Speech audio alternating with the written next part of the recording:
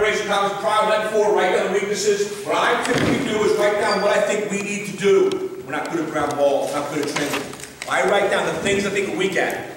You know, it can be like this, right? So what you have to do is then, okay, let's narrow that down. What's realistic? What's the realistic things we really need to focus on? And then get down to a manageable number. And then, okay, how am I practicing those things? And I think then you have real purpose in what you're trying to do. And then, whatever those 3 or 4 things you're going to work on, that has to be communicated to your team. Here's what's important for us. Right? I know I've seen coaches say ground balls are really much better at ground balls, and they don't practice ground balls the whole practice. You're not reinforcing your message. Your kids are saying bullshit.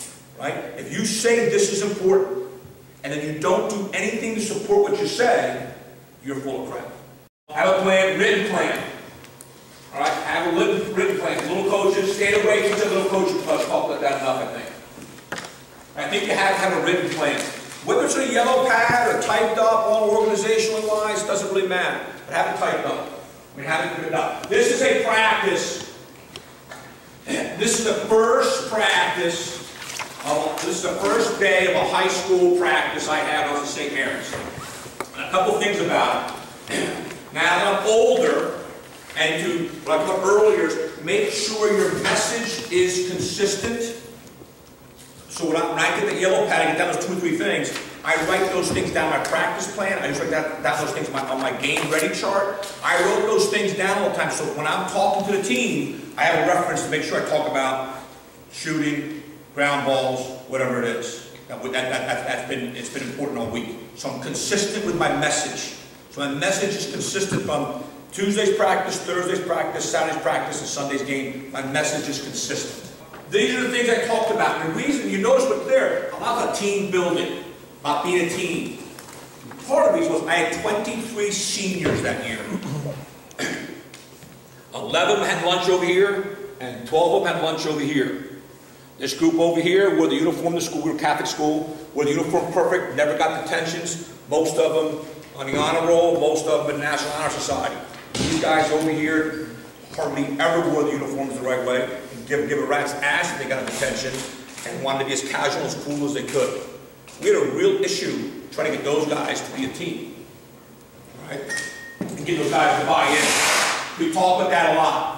And you can see, I talked to before, then we had stretching, and I don't always let the captains stretch. Right? If my rule is, if you as a team, players, when players stretch and you walk away, what are they going to do? Goof around. So if you have a mature team, let them practice. If you don't have a mature team, maybe the coach, let them stretch. If you don't have a real mature team, maybe the coach stretches them. Right? So I know there's been teams where during stretching, I can joke around with guys. And then when we're done with that, they're focused. There's other teams I can't do that with. They're not mature enough. If coach is joking around, that means you have fun today. With stretching, I thought we could joke around a little bit. There's teams I can't do that with. So sometimes the youth teams, I'll let my coach stretch them. Sometimes I'll let the captain stretch them. So the ninth grade team, we try to rotate it. Coach stretches, then the players stretch, then the coach stretch. You know what they want, don't you? They don't want the coach anywhere near stretching. Right? They want to do what they want to do. All right? We do stick work, and you can see we did stick work by position. We did a full field clearing drill. We did sideways, which is the next play drill. We did fundamentals. We switched to middies. This is the thing I feel very important. Like a lot of coaches say, we want to have 2 huddles at timeout. What do you mean? I want an offensive huddle and a defensive huddle. I said, great. Where do the middies go? You know what all of them say, don't you? The middies go to the offensive huddle. I said, well, I'm the head coach. Defense is more important than offense, so all the middies are going to come to me. So I'm going to have a meeting. You want me to have a meeting, a timeout, with just my defensemen only about defense. But you won't have an offensive timeout with just your tackle, would you? No, never do that. Why would I ever do that? Well, then why would I want to have a huddle with just defensemen? The middies are responsible for playing defense. It's amazing how offensive guys feel that's stupid to have a meeting with just attackmen. Okay, I understand that. But you expect me to have a meeting with just defensemen? Oh yeah, no problem. Why? What's wrong with that? Makes no sense. Right?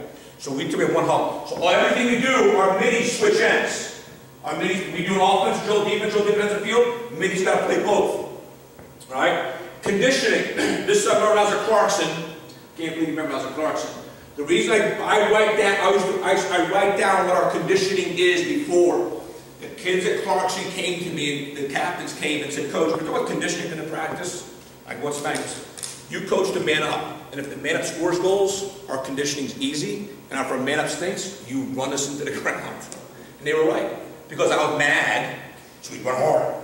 So now what I try to do is my disappointment with how practice went or how they practice should not alter what I think the conditioning should be.